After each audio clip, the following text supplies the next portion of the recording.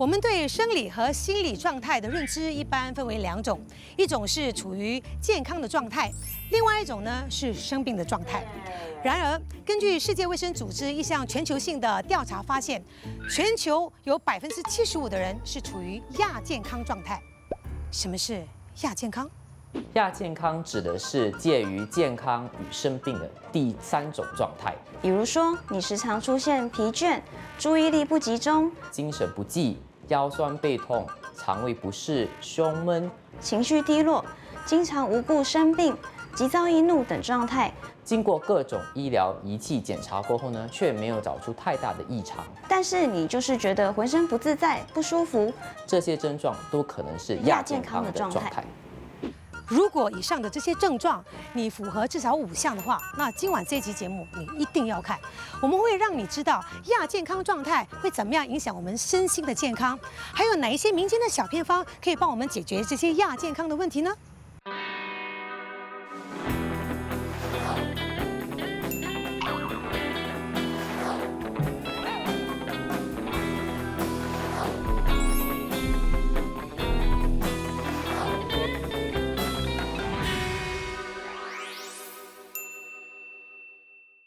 有哪些偏方能有效地改善亚健康状态呢？身体处于亚健康状态，该如何调养呢？救命啊！我昨晚明明睡足了8个小时，我今天早上一起床还是觉得很累，感觉睡不够我朋友说要多做运动，做运动精神好，我也懂啊，我最爱做运动的。刚才我还快走了1个小时才来出外景的，可是不动还好啊，一动起来更累了。哎呦，我现在没有力气讲话，很累啊。可以拿 MC 吗？哈累？可以。不知道本地有没有什么地方可以让上班族可以小睡一会儿的我要睡觉。爸爸你好，你好，我听说你们这里呢有提供给那些工作人士短暂休息或者睡个午觉的一些空间跟设备是吗？对，我们这边有单人的睡眠舱，single suite pods， 当然也是有双人的啦。当初为什么会有这样的一个概念呢？在西班牙，他们有那个小睡的习惯，叫 siesta 嘛，对。我们也是有做过研究啦，显示如果你小睡一下，大概半个小时到1个小时，就会补充你的精力。所以你觉得这个小睡片刻，这个 power nap 是有帮助的吗？一定是有帮助的。胶囊旅馆业者表示，每天午睡20到30分钟，不仅能提振精神，也能让注意力更为集中，从而提高工作效率。确实有研究显示呢，睡午觉呢可以帮助我们提神，然后可以提高我们的工作效率小孩子呢可以提高这个学习的能力。有些人如果睡了午觉，很容易进入这个深眠的状态呢，那起来过后可能会昏昏欲睡，头会胀，这些人就可能不适合睡午觉。专家是有建议说，如果真的要睡午觉的话呢，尽量在半个小时之内要醒来，因为我们不要你进入这个深睡的状态，然后起来的时候会很疲倦。我们会建议在12点或者1点之前睡午觉，因为我们不要影响到你晚上的睡眠。但是有一些人他常常都觉得说，不管晚上睡了多少小时，今天早上起来还是觉得很累，天天都觉得不够睡。为什么有一些人会有这么整天疲惫的这种感觉呢？所以我们首先要了解你这个睡觉的质量和数量到底够不够了。如果是有充足的这个睡眠时间，反而还是觉得很容易疲惫的话呢，我们就要检讨患者是不是有其他的隐藏的这些慢性疾病。为什么处于亚健康的状态的时候呢，人总是会感觉很疲倦、疲劳、精神不济呢？你的疲倦是因为你睡得不好、睡得不够，还是你吃得太少、吃得不好？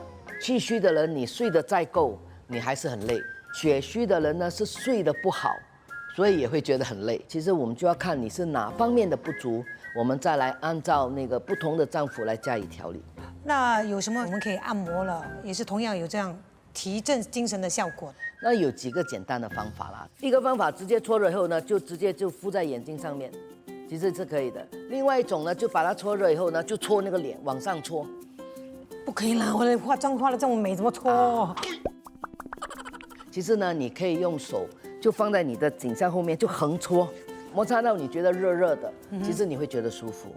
还有一个很简单的方法，就捶自己，或者你可以用手刀这样敲，哎，自己敲自己。有，帮我妈妈，哇，好像剁菜这样剁。关键是我上网查到了一个偏方，听说这个偏方啊，可以有效的解决精神不济的问题。小麦50克，小米50克，珍珠米50克，红枣5个，炙甘草6克。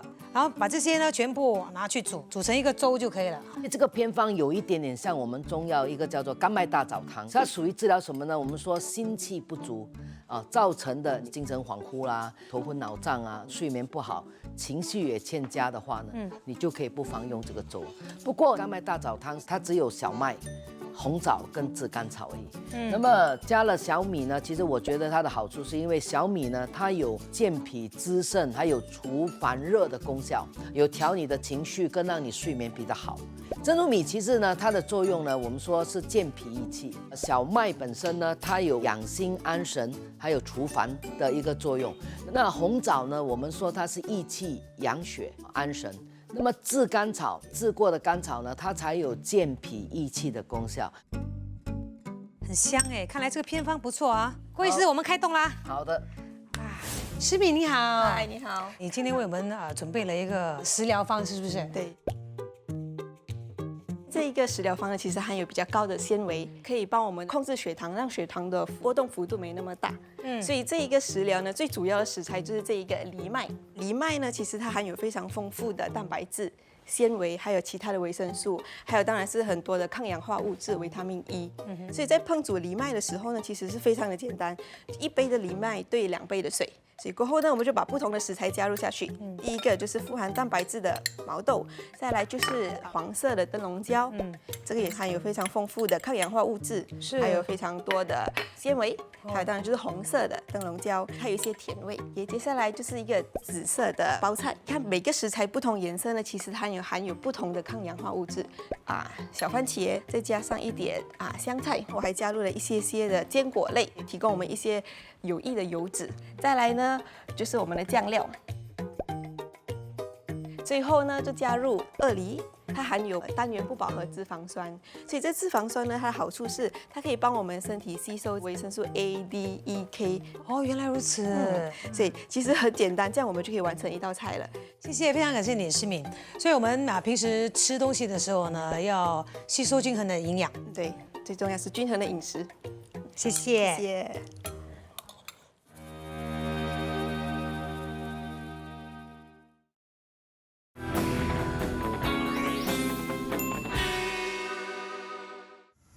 肠胃问题一直是现代人，尤其是上班族不容忽视的一个亚健康问题。我有一个朋友呢，一直有胃痛的问题，我问他是不是因为减肥饿到胃痛，他说他3餐照吃，而且有时候还吃很多咯。另外他还到肠胃专科去做检查，吃过药之后胃痛还是没有好转。最后呢，他的母亲大人一出马，用了一个祖传的偏方，终于缓解了他胃痛的毛病。这个偏方为什么这么神奇呢？马上去看一看。妈咪你好，好，什么人呢？你好，什么时候开始有胃痛的问题呢？就13年前我生了我第一胎，我第一次当妈妈嘛，就很紧张，那个压力就来了。越来越大。每当我一紧张或者有心事，还是工作压力上有一些问题的话，这个胃就会感觉不舒服。所以妈咪当时怎么会想到要用这个偏方来帮女儿解决胃痛的问题呢？我小时候的痛是非常的痛，要妈妈背我去看医生。哎呦，严重哦！偶然间就是有一个卖猪肉的安迪，他跟我的外婆讲，你就用这种瘦肉加黑糖煮给他吃。我也不知道我吃多久，就这样好了，我也不知道好了，都没有痛。这一道黑糖猪肉片材料就真的是黑糖跟猪肉。对。好，所以这个猪肉一定要切片。对，好，是用什么部位的猪肉？瘦肉，然后你不要切太厚了。这里大概有200克，大概知道够一家人吃了。没有啦，那个胃痛的人啦，其他的人不吃。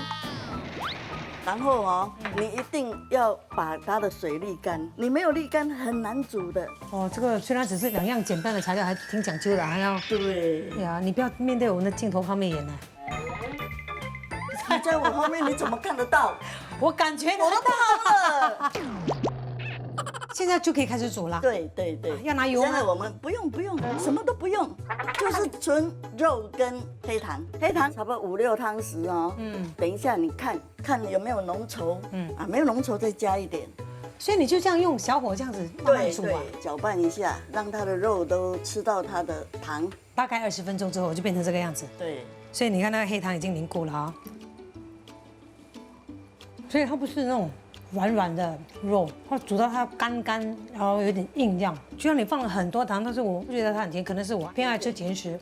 所以到底是不是因为这个食疗偏方奏效呢？我还是帮你去问一问专家。其实呢，像这个方子啊，我们要看它是针对哪一个类型的胃痛，虚性的这种胃痛的，可能这个方子就是适合它的。因为黑糖本身呢，它其实是有温经散寒的作用的。猪肉本身呢，它可以很好的补气血。虚寒的胃痛是有什么不同呢？一般虚寒的人，他的胃痛呢是那种隐隐的痛的，一点点、一阵一阵的那种。如果不用猪肉的话，就单单喝一个黑糖水啊，黑糖水哦，黑糖加生姜这些的一起泡，其实对这种温中散寒也是有很好的效果的。那怎么分辨呢？比如说我胃痛，我也不知道我是胃痛还是肚子痛。通常肚子痛就是整个肚子，对吗？我们分成上腹和下腹啊，中间这一段就是我们叫做那个胃，左上腹通常都是胃或者是一些肠胃的问题，右上腹的话胆呢或者胆结石的问题，或者一些消化不良，这个肝也在那里。到底是什么原因导致胃痛呢？很痛的话，可能是比较严重的那些，就是好像胃溃疡，或者甚至胃创口。就通常比较常见的是那种慢性胃炎，通常是持续好几天，越来越不舒服、胀痛、胀气、打嗝，通常都是因为可能睡眠不足、工作压力啊，而且饮食方面又不准时了啊，暴食或者是对，或者是很喜欢吃那些酸辣的东西，对吗？啊，这些都能够导致胃痛的问题。莹莹妹妹你好 ，Hello 婷姐。啊，莹莹永远都是这么漂亮甜美，而且神清气爽，找你来就对了。我知道呢，你的保健功夫做得很好，听说你有一个增强免疫力又可以预防感冒的一个偏方，对吧？我今天有带来咯，就是这个生枣粥，让你试试看。哦，谢谢。我是看我妈咪煮的啦，她就是拿党参跟红枣，然后加一些水。煮30分钟过后，汤汁拿出来，那个党参就不用了，然后就拿糯米淘洗，然后拿去煮，把刚刚煮过的汤汁放在里面，然后呢煮到烂为止。吃之前呢，你加一点糖就可以了。这个就好像有点像那个甜的糯米饭，对，挺好吃的耶，滑滑的。听说你之前很容易就感冒，常常有忽冷忽热的感觉，这是亚健康的状态，你知道吗？哦，是吗？我是之前可能熬夜拍戏啊，不然淋了雨过后还是睡觉睡不好，我隔天就会感冒。妈妈就上网找了这个偏方让我试试看，结果吃了过后呢，我感冒的次数真的变少了，所以我觉得应该蛮有效的。其实严格来讲，提升免疫力不是中医的说法了，我们中医就是说是扶正气。生枣粥呢，的确是可以有扶正气、补中气的一个功效。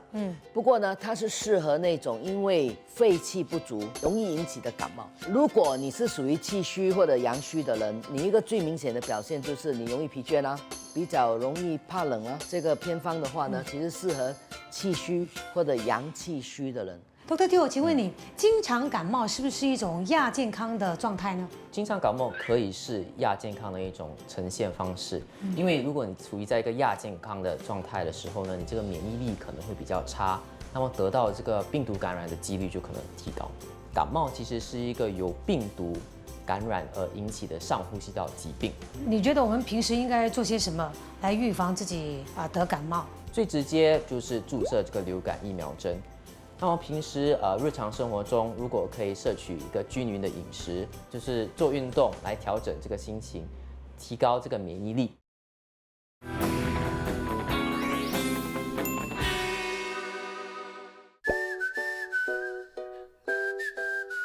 我之前也听你说过呢，你偶尔会腰酸背痛啦，不然就是颈肩酸痛啦。那你是用什么方法来缓解这方面的不舒服呢？我平时会做一些伸展的运动，不过有时候如果没有做的话，还是没有注意到坐着太久还是会觉得很酸痛。那你有什么自救的办法吗？我的朋友教过我一个方法，就是拿粗盐放在锅上面炒，炒到它热了或者焦黄了，放在布上面，然后热敷，就把它敷在你觉得酸痛的地方。哇，舒服。可是热敷我听过，但是为什么要炒盐呢？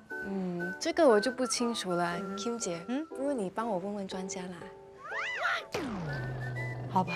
热盐的好处就是它的溶度很高，800多摄氏左右，那它能够维持它的热能量，所以把它敷在痛的地方呢，它可以慢慢的促进局部的血液循环。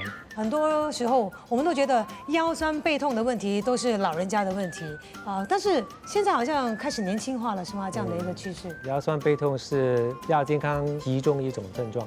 年轻人腰酸背痛呢，也有几个原因啊。第一就是因为我们工作的关系，很多人就是对着电脑久坐，坐的姿势不对，就肌肉僵硬，开始腰酸背痛、颈痛、肩膀也痛。接下来就是运动，一个人不经常运动的话，突然间就做了很多不同的运动，或者说过度的运动，一个星期5、6次的运动的话，每一次1小时、2小时。也会伤到我们的肌肉啊，伤到我们的韧带。一般的年轻人腰酸背痛，你们是怎么治疗呢？通常最保守的治疗就是吃一些消炎药，做一些运动，再加上物理治疗、复健，80%的人都会恢复。那严重的呢，我们通常也考虑说要不要做一些微创治疗，比如说脊椎里面打类固醇来帮忙消炎。痛到怎么样的程度，或者是到怎么样的情形啊，我们要赶快去看医生。如果说疼痛超过2个星期以上，影响到睡眠的素质，影响到工作，严重的情况来说呢，尿失禁、双腿无力，或者说一直发烧发冷，那我们就要更早的确定不是这些比较严重的病情了。谢谢，非常谢谢你的。不客气。炒粗盐呢，透过它的热度，让这个气血循环快一点，它也有一定的化淤血的效果，那疼痛就会减轻咯。很多人在潮湿的环境下呢，身体肌肉会很容易有这种酸痛的情形，这个其实就是所谓有太多的湿气累积在我们的身体里面的。那透过这个粗盐呢，它还可以去湿气。那有没有什么食疗方有助于减缓这个腰酸背痛的呢？这个食疗方呢，就是比较针对虚性型的疼痛的，长时间受到寒气，这些人其实就可以喝生姜羊肉汤。生姜它是有一个很好的散寒的效果，羊肉呢，它对补气血、补肝肾的效果都非常好。今天我就介绍一些能舒缓背部酸痛的运动给你们，这些动作也适合那些曾经有受过伤的人。OK， 我们第一个动作是扭动盘骨。先坐下来，我们找一个适合的椅子。那椅子需要我们可以着地，如果脚板不着地的话就有问题了。你看着我干嘛？你怕我查不到地啊？不小心看过去的，sorry。我知道了哈，比方说，如果你的腿短，好像我这样哈，你的椅子如果这么高的话不着地的话就不行了，不适合。OK， 他们2位刚刚好。记得坐姿，肩膀在盘骨上就行了。第一个动作 forward tilting 跟 backward tilting， 盘骨向前，然后向后。OK。所以我们这个动作可以锻炼我们下背的肌肉。做完了这个动作之后 ，level 2， 我们向左右摇摆，我们向右边，然后左边移动。肩膀尽量还是向前的，所以重复的动作可能做2到3分钟吧。很酸哦，这样子。慢慢做，慢慢做。重点是舒缓腰酸背痛，不是一个激烈的运动，是要加强那个灵活性、灵活度。来第3步之后，我们顺时钟走1圈，所以我们先向前移，然后去3点、6点、9点、12点。重点是我们要移动那个盘骨。对，我真的感觉到这里有 stretch 到。对。下一组是脊椎关节的运动。步骤也是一样。Level 1，我们先坐着。首先，我们下巴向身体胸前，脊椎要向下，肩膀要向前。第3，中背下。对，下背，手指延展向地板。下巴还要在胸前哦。恢复动作的时候，先恢复下背，然后中背、肩膀，然后才颈项。哦，这个是好像在拉那个背部，对吗？对对，重点是脊椎的关节要一格一格一格的向下。就这样慢慢卷起来，然后再控制。对，Level 2我们站着，找一个平衡的地板，然后动作跟之前一样，下巴向身体向胸前移动，你的颈项就向下移了。肩膀向下移动，中背，然后再把下背。手指延展向地板，哇，可以感觉到下背拉扯的感觉吗？哇，动得到，然后再继续这样。我不可以。手慢。恢复呢，动作下背先上，中背、肩膀、颈项再复原。经常做这2组运动，可以第一增强身体的灵活度，第二可以改善我们的姿势。哦，那真的是非常棒。我觉得这2组运动非常适合上班族，因为他们长时间坐在电脑前面，对，而且又有椅子嘛，就可以做刚刚教练教我们做的运动，是非常好。所以要谢谢Sam。没问题。亚健康这个名词对你我来说曾经是陌生的，但是透过今晚的节目之后呢，我们都知道这个名词的背后所隐含的是身体对我们所发出的各种警讯，时刻的提醒着我们，你需要调整生活作息了，你需要适时放轻松了，你需要好好动一动了，你需要去看医生了。小偏方的成效因人而异，生病了还是要及时就医的。在这个系列的小偏方大拆解的节目中，我们为大家破解了许多偏方，相信大家的保健意识又在提升了。专家们所提出的宝贵意见，让我们明白身体所出现的小病小痛，其实都是一种警讯。使用偏方或许能缓解一些不适的症状，但终究治标不治本，乱用偏方还可能让病情加重。唯有找到问题的源头，对症下药，才是科学务实的解决之道。好了，祝君健康，晚安。